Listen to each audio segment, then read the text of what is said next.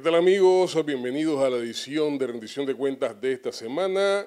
Esta semana nos encontramos en el centro de monitoreo de una entidad que transita entre las esperanzas y las posibilidades. El IDAN, el Instituto Nacional de Acueductos y Alcantarillados. ¿Qué se ha hecho en este periodo en el IDAN? ¿Cuánto se ha invertido y en qué se ha invertido? Eso es lo que vamos a conversar en esta ocasión con el director de esta entidad, Juan Antonio Ducro. Saludos amigos, bienvenidos a la edición de rendición de cuentas de esta semana. Como dijéramos hace un momento, vamos a conversar con el director general del IDAN, Juan Antonio Ducro, el ingeniero Juan Antonio Ducro, sobre qué es lo que hemos hecho en este periodo, qué ha hecho la administración Cortizo en este periodo, cuánto se ha invertido y en qué se ha invertido. Vamos a abordar el tema así. Los problemas ya se conocen. ¿Cuáles son las soluciones de una entidad que navega entre el cariño y la esperanza de la comunidad? Bienvenido. Muchas gracias y ante todo bienvenidos ustedes al IDAN. Hoy contamos con la visita de CERTV y realmente para nosotros es un orgullo y además un momento especial poder explicar lo que ha pasado en esta gestión, tanto en la gestión como en la coyuntura que estamos viviendo con el fenómeno del Niño y los retos climáticos que tenemos por delante. La característica que, hombre, ha rodeado la instalación del gobierno Cortizo en 2019, casi en todos los temas sociales, ha sido una gran acumulación de cosas sin resolver. ¿Era esa la característica que teníamos en el IDAN al momento en que usted asume el cargo? Bueno, efectivamente, o sea, ha sido una combinación de varios factores. La primera, sí, el agua, de alguna manera, y dividir en cuanto a lo que es la gestión del IDAN como una empresa pública de servicio de agua potable y saneamiento, la mora que tenemos en la inversión de infraestructura para lo que es la distribución de agua en cuanto a lo social, sobre todo, y evidentemente las coyunturas que nos ha tocado vivir como la pandemia y ahora los efectos climáticos que representan retos adicionales a la gestión actual. Previo a eso, director, uno de los grandes problemas que se adivina en el caso del IDAN ha sido una especie de crecimiento asimétrico poblacional, tanto en el este como en el oeste. ¿Cuál es la responsabilidad del IDAN en cuanto a abastecimiento de agua hacia la capital y cómo este problema ha afectado? Bueno, en distintas formas, el agua decimos que se administra por cuenca y yo creo que es evidente en el oeste, sobre todo, un crecimiento donde digamos que la demanda ha superado la oferta por falta de inversión en nuevas infraestructuras que produzcan agua. La última infraestructura de producción de agua, que fue la potabilizadora de Mendoza, estamos hablando que fue sobre el 2008 que se gestionó, la gestionamos, y eso contrasta con un oeste que se duplicó en población, en casas e infraestructura, evidentemente en demanda de agua, con la misma capacidad de oferta, y te lo pongo en números, por ejemplo, 62.000 clientes teníamos la última vez que tuvimos en el IDAN hace 15 años, hoy en día tenemos más de 124.000 clientes. El censo arrojó ahora los últimos resultados, estamos sobre las 600.000 personas, confirma que la población en el oeste se duplicó con la misma oferta de agua y por lo tanto hemos visto los dos problemas principales, deficiencia para el doble de gente. Y hemos visto entonces dos problemas, deficiencia en la parte formal, que te advierto, no es más del 8 o 10% afortunadamente, pero sí afecta a clientes que deberían tener un servicio de agua 24 horas, pero contrasta con la informalidad, con una explosión del crecimiento informal que se dio sobre todo durante la pandemia, donde seguramente tenemos más de 30.000 personas que han entrado de manera informal a pegarse a las redes y a contribuir con ese déficit que ya no solo entre la oferta y la demanda, sino que también representa un déficit en la infraestructura de la distribución de agua potable en el área. Escuchándolo, recuerdo un poco la situación que se daba con San Miguelito en las finales del 60, inicio del 70, en donde también surgían asentamientos informales como el Globo 6 de Abril, como Samaria, como Don Bosco, etcétera, etcétera. Y precisamente en el 71 el general Torrijos llega a San Miguelito, mira el problema y surge un programa de lotificación y de urbanización llamado PROSA, ¿verdad?, como respuesta a este problema. ¿Qué estamos haciendo nosotros frente al caso de Panamá Oeste? Mira, definitivamente nos hemos quedado atrás, porque cuando uno ve sobre lo que llamamos las nubes en Arraiján, por ejemplo. Gente que no se le puede llamar invasores porque tienen 25 años de vivir, 30 años de vivir ahí y no tienen un acueducto formal. O de alguna manera, periferias de la ciudad, como vamos al Panamá Norte, La Primavera, por ejemplo, que está muy cerca de lo que llamamos el Corredor de los Pobres, es un acueducto rural que ya dejó de ser rural porque un acueducto que tenía 30, 50 casas, hoy en día tiene 300 casas con unos diámetros que no dan.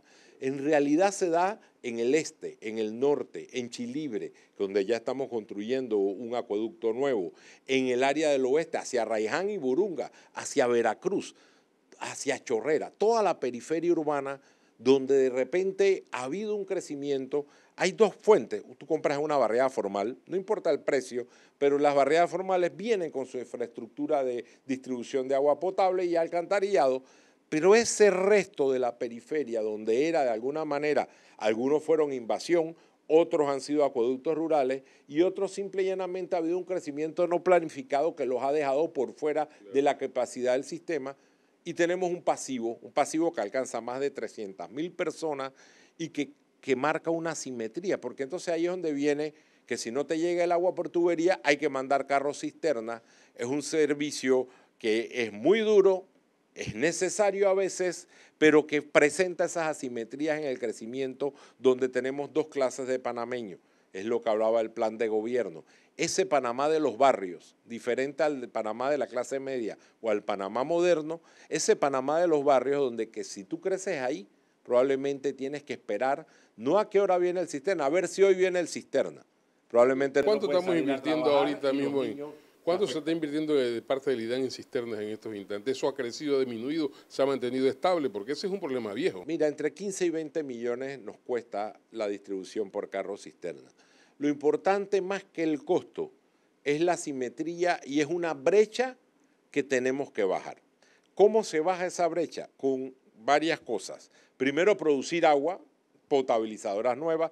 Estamos en construcción ya y terminando para este mismo año la potabilizadora de Sabanita, que va a alimentar toda la carretera de lo que es Cativá, Sabanita, todo lo que es la parte de la carretera. Todos los bolsones que van hacia Colón, entre Colón y Chile. Exacto, Buena Vista, Nueva Italia, o sea, toda esa parte de la carretera de Colón. Pero luego tenemos la potabilizadora de Arraiján, o la potabilizadora Jaguar, nosotros ya le llamamos la potabilizadora Arraiján, que va hacia el área de Arraiján, hacia el área de las nubes, que es el área de Arraiján que está más pegada sobre el cerro hacia Veracruz, la misma parte de Veracruz, el crecimiento caído hacia Burunga, que también se va a abastecer. Estas potabilizadoras nuevas nos van a dar el agua. Después viene una siguiente etapa, es el desarrollo de esas redes, donde ya hemos identificado una necesidad de más de 1.300 kilómetros de redes para ir bajando esa brecha. Bajando esa brecha, no eliminar esa brecha, porque mientras tú y yo estamos hablando, probablemente hay gente en las garzas de Pacora que está invadiendo. Es un tema mundial, el tema de las invasiones, te tengo que decir que se ve en España, se ve en París, se ve en Estados Unidos. Lo importante es que el Estado avance. ¿Cómo afronta eso? ¿Cómo afronta eso? Inversión pública. Inversión pública, lo que no se puede dejar de lado, esa inversión pública. No quiere decir que tú invades mañana y pasado te construyen una red.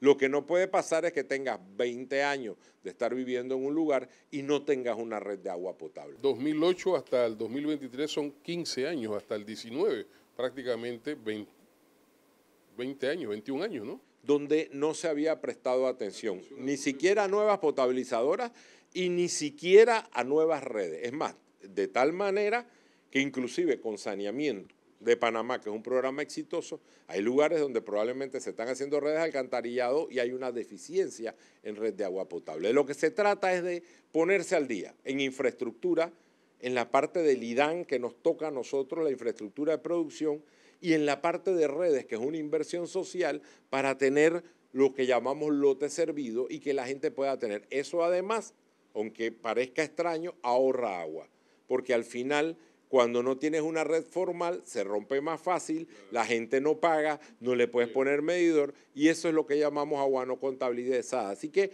es un plan integral que ya iniciamos en redes, por ejemplo, 60 kilómetros en Chilibre, en la Primavera, en lugares de San Miguelito estamos haciendo redes nuevas y necesitamos mucho más. Estamos diseñando en la parte de Arraiján y vamos a ir avanzando, terminando potabilizadoras, construyendo redes, a la vez y paralelamente que transformamos al IDAN bajo la transformación digital y toda la reingeniería que estamos haciendo para que el IDAN se convierta en una empresa del siglo XXI. ¿Cuánto hemos invertido en esto?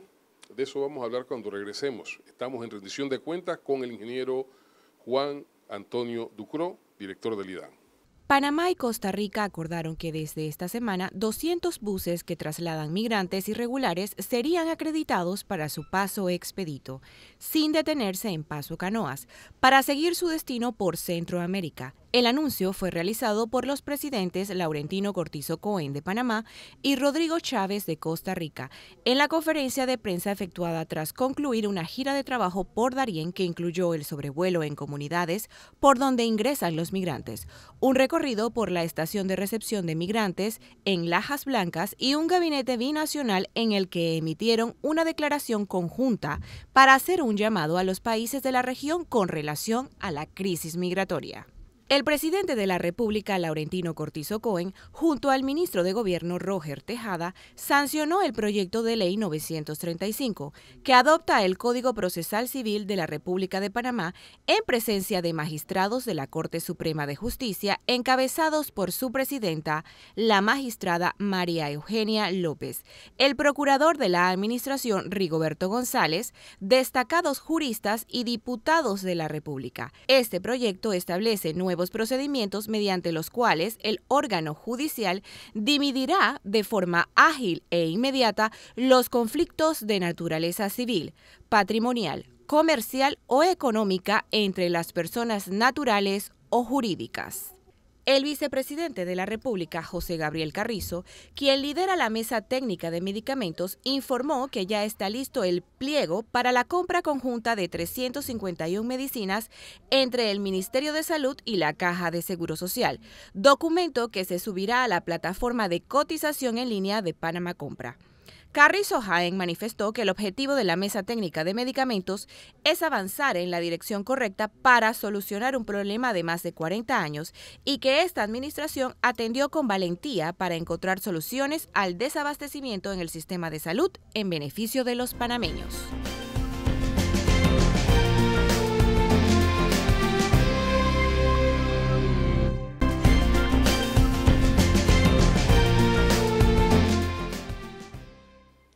Bien, amigos, estamos en una conversación sumamente interesante y bastante argumentada de parte del director general del IDAN. Decíamos hace un momento, ¿cuántas potabilizadoras se han hecho en este periodo? ¿Cuál es el nivel de inversión y cuánta gente se está beneficiando? Por ejemplo, vayamos al caso de Sabanitas. Bueno, efectivamente, no es cuántas se están haciendo, cuántas vamos a entregar. Sabanita va a estar lista hacia final de este año. Estamos hablando de más de 250.000 personas porque en Colón la mayoría de la gente no vive en la isla de Manzanillo, vive de lo que llamamos los Cuatro Altos hacia afuera, hacia Pilón, hacia Sabanita, hacia Buenavista, entonces Cativá. Entonces esa es la gente que vamos a beneficiar. Una potabilizadora que está entrando en funcionamiento e inaugurada de aquí a final de año. En el caso de Arraiján, un momentito, en el caso este de Sabanita, como puede ser también en el caso de las otras potabilizadoras, hombre, ¿cuánto se pone al día o cuánto, digamos, se empareja la demanda con la oferta? Bueno, efectivamente, son dos etapas. Nosotros recibimos una potabilizadora que producía 9 millones de galones, la potabilizadora vieja, por llamarla así, la Antonio Yepes, la arreglamos y la llevamos a 12 o 15 millones de galones día. Y estamos entregando una potabilizadora nueva de 30 millones de galones adicionales.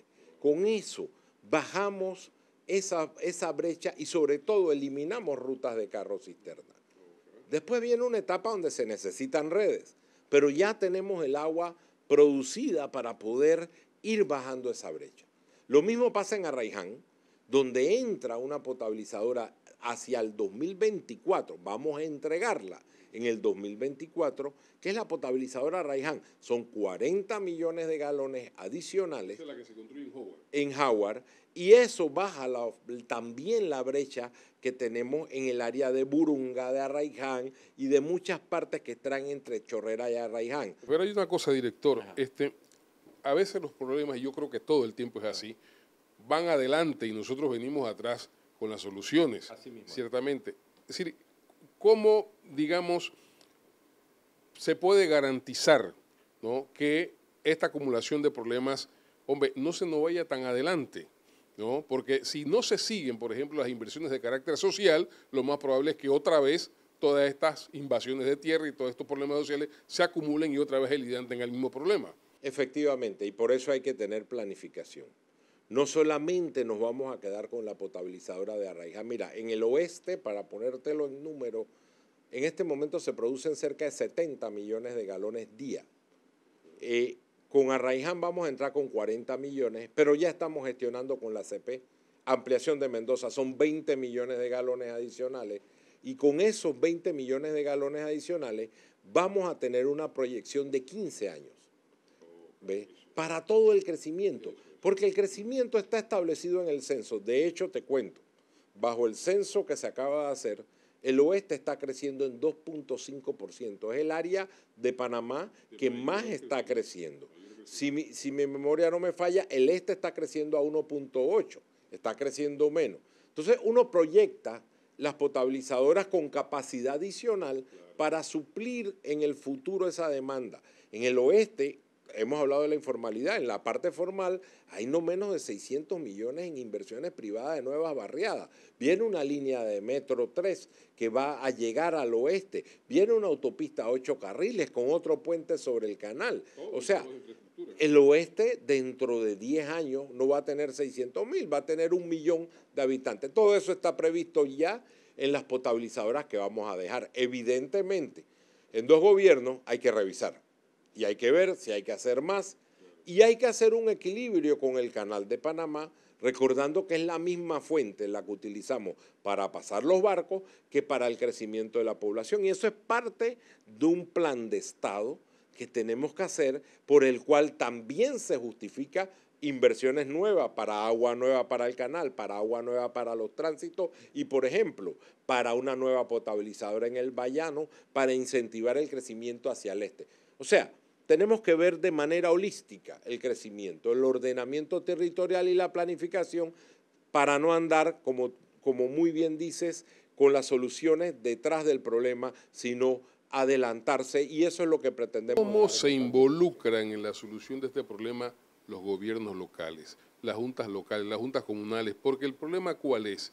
Se crea la invasión, se crea el problema, no hay urbanización, pero la gente sigue llegando y pareciera que las autoridades locales, las alcaldías, las juntas locales, las juntas comunales no están incorporadas a la solución de este problema. Mira, la descentralización es un proceso en Panamá que es nuevo, donde tenemos que entender realmente los roles y funciones de la función municipal, porque esto comienza con el ordenamiento territorial, porque no es solamente el crecimiento informal, es cómo crecen las barriadas. En el oeste, no todo el que tiene un potrero debería poder hacer una barriada y tiene que haber una planificación, un plan de ordenamiento territorial, que solamente el municipio de Panamá lo tiene.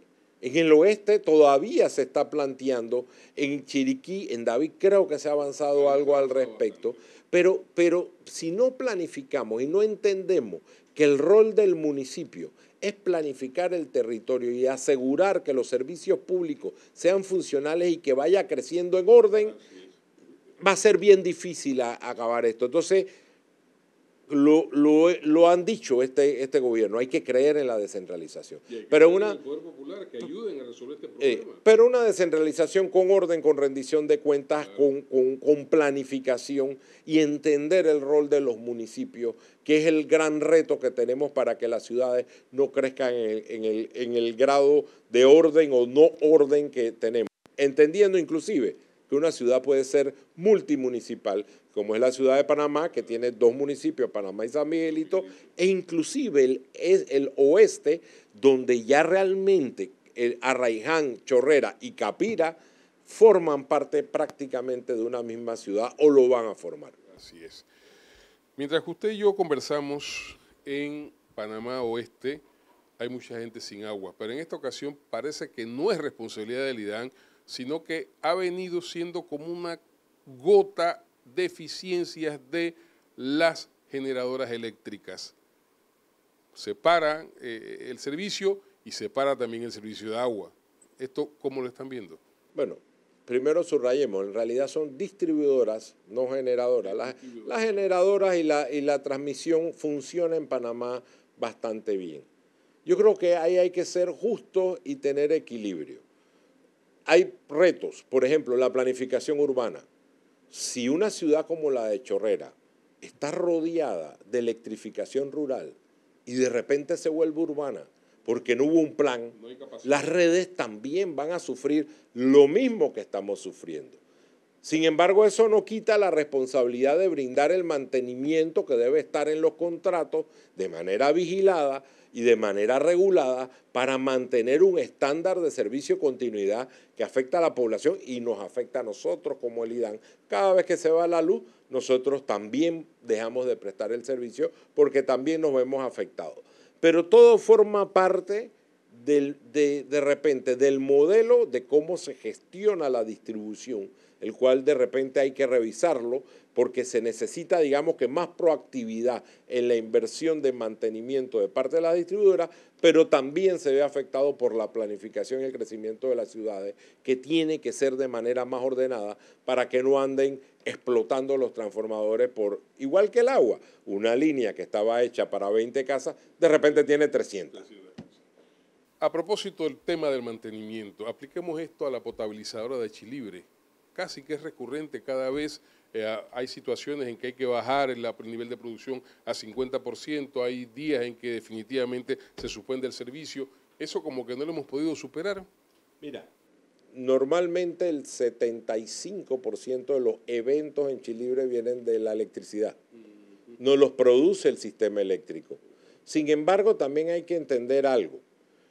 Por lo que hablamos del crecimiento, Chilibre hace muchos años está al 100%. La potabilizadora está al 100%. ¿Qué ocasiona esto? Normalmente yo tengo unas potabilizadoras, se diseñan para que estén en el 80% porque si tengo que reparar una bomba, tengo capacidad extra.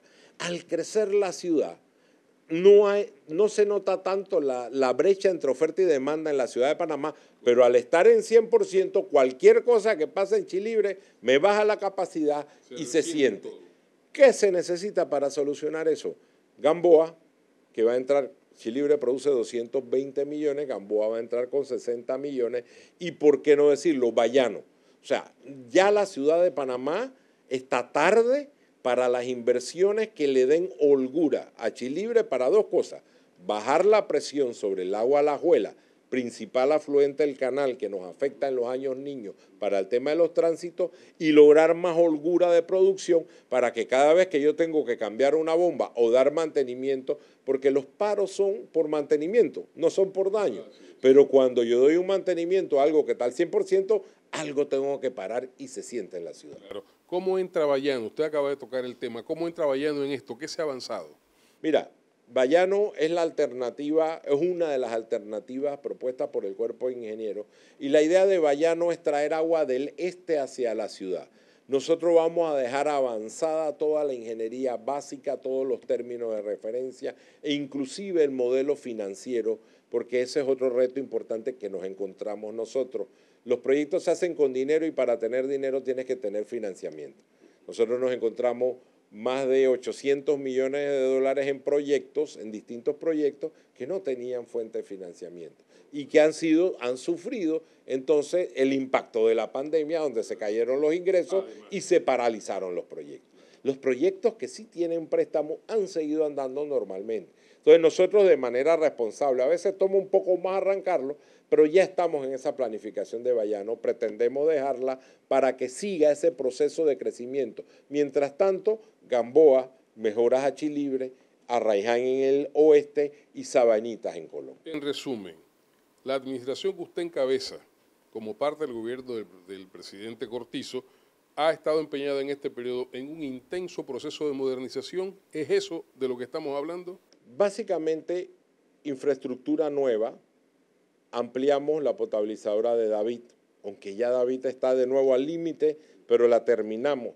Santiago, ampliamos la potabilizadora. Este mismo año vamos con Chitré a ampliar la potabilizadora de Chitré. Vamos a iniciarlo, porque uno tiene que también iniciar los proyectos para las siguientes administraciones. Terminaremos Sabanita, terminaremos Arraiján, avanzaremos más en lo que es Gamboa para definir su terminación. Esa está un poquito más atrasada.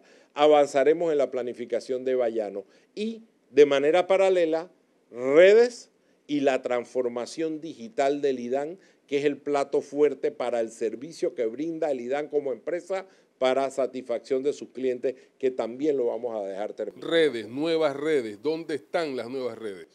Mira, estamos ya en Chilibre, protestas muy grandes al principio de la administración en Chilibre, fueron unas mega protestas. Con mucha comunicación con la comunidad, construimos el proyecto. Lo que pasa allí, director, es que la gente rodea una potabilizadora y está sin agua. Así mismo es. Porque alrededor de la potabilizadora de Chilibre hace 20, 30 años eran acueductos rurales. Así es. ¿Me explico? Y ya la ciudad se la comió. Y ahí había una deuda histórica. Entonces, con el préstamo del Banco Interamericano de Desarrollo, con el programa de la modernización del IDAN, 60 kilómetros de redes nuevas para Chilibre. Y eso tiene financiamiento garantizado. Está garantizado. Igual lo estamos haciendo en Santa Elena, en San Miguelito. Igual la Primavera en Panamá Norte. Estamos iniciando, pero estamos hablando de que probablemente avanzaremos 80 kilómetros, se necesitan 1.300 kilómetros. Entonces vamos avanzando en diseños, en fortalecer financiamiento y en tener un plan para seguir este proceso que ojalá en la siguiente administración se continúe para cerrar esa brecha entre los que tienen y los que no tienen, y los que no tienen que se ven anclados a los carros cisterna. Precisamente de eso era de lo que hablábamos al inicio. Las últimas inversiones habían sido en 2008, ¿no? Casi 15 años habían transcurrido de cara a eso. Si no se garantiza la secuencia de todo este trabajo de carácter social, lo más probable es que esos problemas vuelvan a recurrir. Y además de eso, hay un nuevo reto, director, el fenómeno del Niño. ¿Cómo nos estamos preparando para eso? De eso vamos a hablar cuando estemos de regreso. Un grupo de reporteros fue alcanzado por bombardeos en el sur del Líbano en la frontera con Israel. Un periodista de Reuters murió y otros 6 resultaron heridos el viernes, 2 de AFP y otros de Al Jazeera, según informaron los 3 medios de comunicación. El grupo de comunicadores se hallaba cerca de Alma al-Shaab, de acuerdo con uno de los corresponsales heridos de AFP. La agencia Reuters confirmó en un comunicado que su camarógrafo Issam Abdallah fue asesinado y expresó profunda tristeza. Otros 2 de sus reporteros, Taher al-Sudani y Maher Nasseh, también sufrieron heridas y están buscando atención médica. En la zona estaban además la fotógrafa Cristina Assi y el camarógrafo Dylan Collins, ambos de AFP, que fueron trasladados a un hospital en la ciudad libanesa de Tiro. La ONU extendió sus condolencias por la muerte del periodista de Reuters.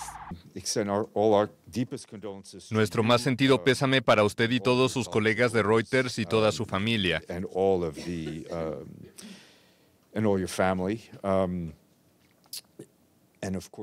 Y por supuesto deseamos una pronta recuperación a todos los demás periodistas que resultaron heridos. Entendemos que uno resultó gravemente herido. Esto es otro ejemplo más de los peligros diarios que enfrentan los periodistas al cubrir conflictos en todo el mundo.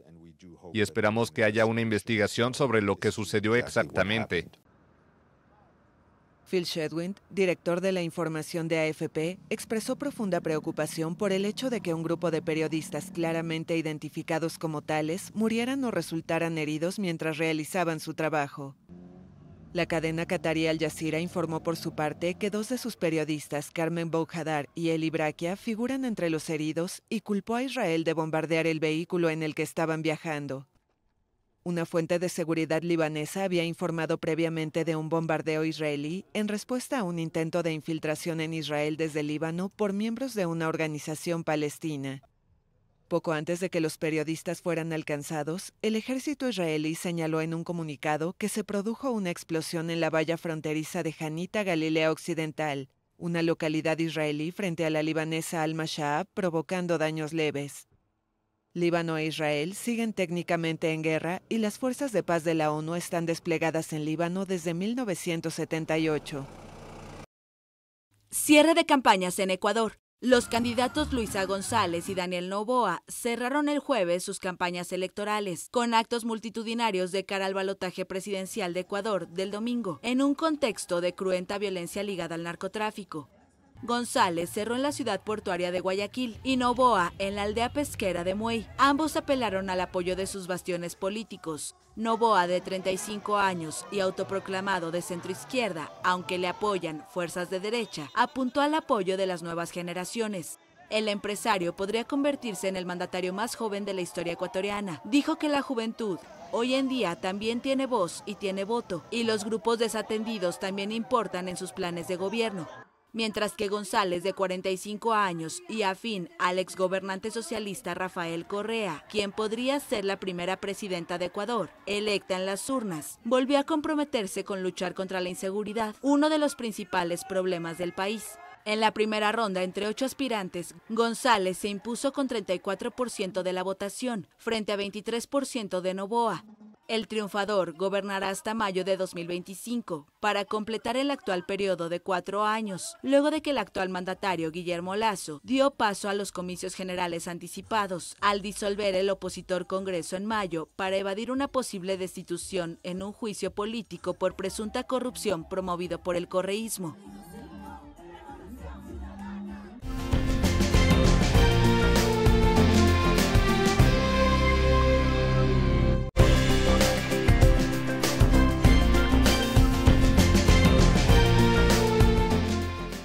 Amigo Juan Antonio Ducró, director del IDAN, rinde cuentas esta semana. ¿Qué hemos hecho? ¿Cuánto se ha invertido? Pero fundamentalmente, ¿qué es lo que va a hacer el IDAN con el fenómeno del Niño?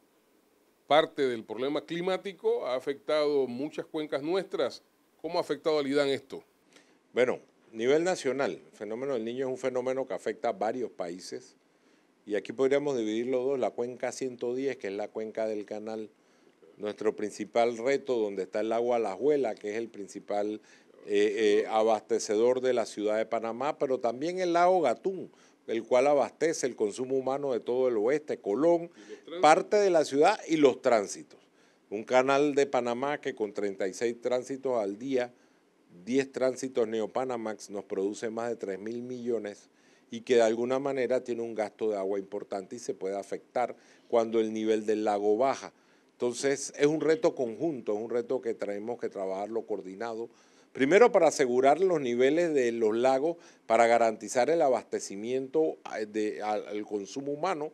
En el lago Alajuela, primero que todo, este año vimos hacia principios de año, llegamos a bajo de 210 pies sobre el nivel del mar en el lago Alajuela. Partes altas de la ciudad se vieron afectadas por varios meses. Es que una vez que baja el nivel, donde uno baja el nivel, no vuelve a subir hasta que llueve. Y eso es una lección aprendida para el otro año. Y luego el lago Gatún, que en este momento, mientras estamos hablando, por ejemplo, el lago Alajuela ya está arriba de los 210, de hecho hoy en día está en 235 pies.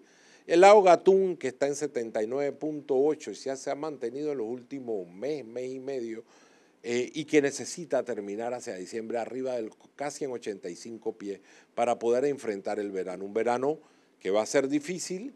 El fenómeno del Niño lo que quiere decir es menos precipitación, veranos a lo mejor más largos. La cuenca 110, donde normalmente cae 2.300 milímetros, en los niños cae 2.000, 2.100, y eso se afecta. Los fenómenos del Niño de 1950 para acá han pasado 5 veces solamente, pero 2015, 2019, ahora en el 2023, y nos representan retos para el canal ampliado, un canal que hoy en día consume mucho más agua, factura más, consume más, y una población que está en crecimiento y que en conjunto son nuevos retos que tenemos que planificar y manejar hacia el futuro. A propósito de eso, ¿cómo mancomunan esfuerzos el IDAN y la ACP? Porque están precisamente en la misma misión. Sí, comunicación diaria. Realmente este año el tema, sobre todo el nivel del agua Alajuela, que hay que entender, si me bajan el nivel del agua Alajuela a más de lo que mis bombas permiten para el 100% de producción, me afecta a la ciudad. 1.3 millones de habitantes. Pero también el lago Alajuela es por donde pasa el río Chagres, que es el principal afluente del lago Gatún, que abastece el canal de Panamá y que necesitamos para los tránsitos. Entonces, digamos que es una combinación entre consumo humano, que es la prioridad, pero también este gran negocio de todos nosotros los panameños, que es el canal, y que tenemos que optimizar. ¿Cómo se hace? Bueno, vamos a hacer inversiones para poder manejar mejores niveles de agua en las tomas, tanto del agua de la Alajuela como las que tenemos en el lago Gatún, coordinado a CPE y DAN, Gobierno Nacional, a corto y mediano plazo. A largo plazo, buscar las nuevas alternativas de nuevos embalses, trasvases, sostenibilidad y evidentemente en el medio medidas básicas. ¿Cuáles son las medidas básicas? El canal está haciendo trasvases cruzados en las esclusas Panamax, lo cual ahorra casi 3 millones por tránsito, y luego en el IDAN ahorro en reparación de fugas, en la parte comercial, porque el que no la paga normalmente es el que más las despilfarra. Cortar agua, estamos cortando más de 1.500 cuentas al mes a los morosos para que se mantengan al día, y apelar a la conciencia para el uso racional también de las personas. Sí, ¿cómo se ha abordado este problema de la deuda? Porque sigue siendo una deuda millonaria. Correcto, pero la hemos bajado. Este año ya estamos marcando más de 10 millones arriba en recaudación adicionales a lo que normalmente marcamos. Así que en eso hemos estado avanzando con la gestión comercial, que además de mejorar los ingresos a la institución, ayuda al ahorro de agua. Y probablemente tenemos que fortalecernos en ese camino. Se ha ligado siempre en los recibos del IDAN el tema de la basura. ¿Esto va a seguir así? ¿Hay algún tipo de acuerdo con la autoridad de aseo? ¿Qué se va a hacer al respecto? Bueno, realmente prácticamente ya no solamente estamos con la parte de la ciudad de Panamá, a la autoridad de aseo, porque San Miguelito no está con el IDAN y el oeste no está con el IDAN. Ellos cobran su servicio aparte. En el caso de la autoridad de aseo vamos a hacer cosas interesantes hacia el otro año, de hecho este mismo año, con el tema de mejorar las recaudaciones y trabajar en conjunto. El IDAN ha fortalecido su gestión comercial con call center, con toda la transformación digital, para poder que usted desde su celular pueda acceder a sus cuentas, que pueda pagar por los canales de ACH, de los bancos, y eso también es un servicio que vamos a hacer en conjunto con la autoridad de aseo. Lo importante es que las personas entiendan que ambas obligaciones son importantes, porque para mejor servicio es importante estar al día. Frente a este problema que habíamos abordado hace un momento de las situaciones que se dan con las distribuidoras de energía, ¿ha contemplado el IDAN la posibilidad de tener distribuidores propios, o sea, generadores de energía propios? Bueno, el IDAN es un cliente muy grande. O sea, de hecho es el cliente más grande en las áreas críticas. Sí, de todas las generadoras y de todas las distribuidoras del país. El IDAN sin duda es el cliente más grande. El caso de Chilibre es un gran consumidor y se está analizando las opciones. Sin embargo, Chilibre no es fácil por lo grande que es decidir, por ejemplo, vamos a poner una planta eléctrica. Eso es como si fuera a poner una planta eléctrica a todo Penonomé. O sea, eso no es la cantidad de megas que consume Chilibre. Sin embargo, sí hay opciones que se están estudiando para mejorar o asegurar potencia, para convertirse en gran cliente, y eso se está estudiando y probablemente vamos a tener alternativas antes del final del periodo al respecto. Hace un momento, cuando comenzábamos esta entrevista, hacíamos un recorrido por el centro de monitoreo. Hemos visto que tienen ustedes un centro de monitoreo bastante moderno. Hay un control permanente diario de toda la actividad del IDAN a nivel nacional.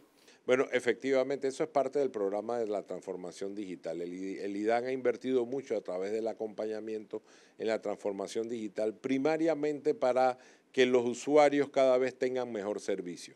Ya sea que usted pueda poner una denuncia de una fuga de agua y que se pueda asignar a través del Centro de Monitoreo y Control a las cuadrillas respectivas, sean propias al IDAN o sean externas al IDAN, y se puedan atender con prontitud, pero sobre todo con seguimiento, hasta la vigilancia de cada una de nuestras potabilizadoras, de cada una de nuestras estaciones de bombeo, de cada uno de nuestros tanques, porque ahí hay un riesgo que hay que asegurar a la ciudadanía, el seguimiento por GPS de los cisternas y todo lo que tiene que ver con el monitoreo de las potabilizadoras, la calidad de energía eléctrica, las turbiedades, los parámetros químicos.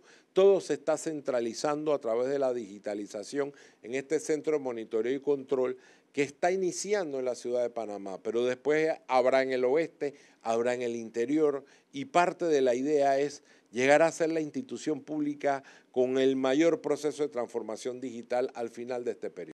En materia de vigilancia, hubo un momento en que la verdad habían áreas de la ciudad que se habían afectadas por muchos daños que ocasionaban robos en distintos puntos. ¿Esto se ha reducido? ¿Esto se ha controlado? ¿Qué han hecho ustedes al respecto? Bueno, efectivamente, tenemos esa vigilancia sobre estaciones de bombeo, la parte de la gestión comercial, todos nuestros centros de pago, y lo que sí tenemos es enlace directo con el C5 de la policía para tener una respuesta inmediata. En dos sentidos, garantizar el agua a la población, desde vandalismo, digamos, más inocente, como niños que se puedan meter a un tanque y puedan arriesgarse su vida al tratar de bañarse en un tanque, hasta lo que es el robo de cables, que se daba mucho, pero ahora lo estamos vigilando y podemos reaccionar más rápido para evitar esas afectaciones. Que quedaban diariamente sin comunicación y sin agua, etcétera, etcétera. Y te digo, nos sigue pasando. Nos estuvo pasando hace poco hacia el área del Rincón de Santa María, por ejemplo, donde pozos los vandalizaban, y estuvimos dando seguimiento. Normalmente coordinamos mucho con la policía.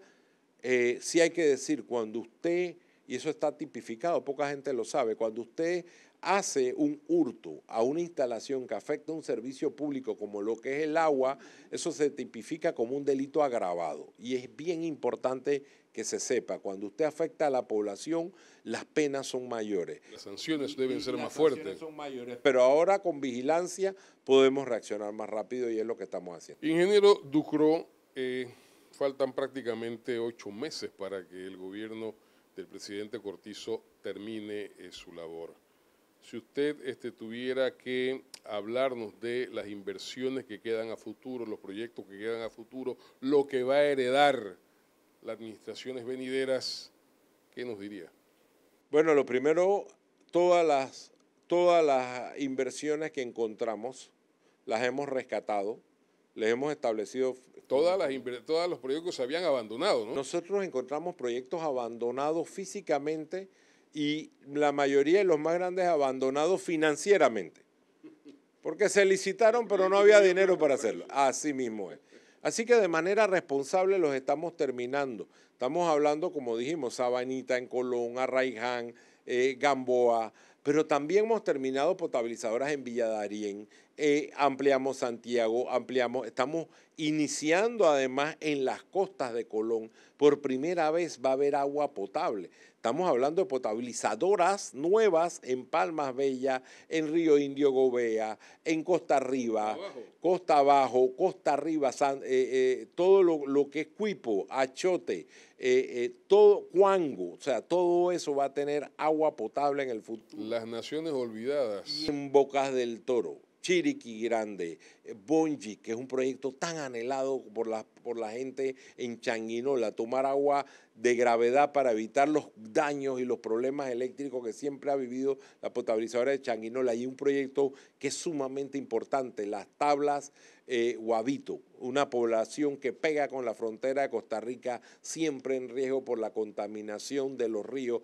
tomando un agua nueva de la montaña para que tengan agua potable finalmente. Volcán, mejoras en Chiriquí. Ahorita mismo estamos trabajando en la solución de San Bartolo, que tanto vemos a la gente quejarse en el área del Barú. O sea, a lo largo y ancho del país, en la parte de producción, en cuanto al IDAN, un IDAN transformado digitalmente, con un capital humano, con nueva tecnología y mejorado en todos sus ámbitos y sobre todo planificación al futuro. Lo que queremos es que esto sea de manera irreversible, un proceso de cambio que la siguiente administración lo pueda seguir sí o sí, porque tendrán los financiamientos, tendrán la planificación y tendrán un plan de adquisiciones bien estructurado para que sigan en ese modelo. Se ordenó todo a la casa. Y lo importante, como decía el pacto del Bicentenario, que fue digamos que el tema más recurrente cuando se hizo el pacto del Bicentenario, cerrar brechas. El agua potable es la brecha social más grande, el acceso al agua potable es la brecha social más grande que tiene este país. Desde Chiriquí hasta la nueva planta de Villadarién que ya entregamos y desde Colón, la carretera, hasta toda la periferia de Arraiján, el oeste y la parte del este, Garzas de Pacora y todo lo que está creciendo en los alrededores de la ciudad. ¿Puede decirse, director, que el IDAN ha sido parte vital del Plan Colmena en la lucha por la conquista de la sexta frontera? Mira, es que el agua es casi lo primero.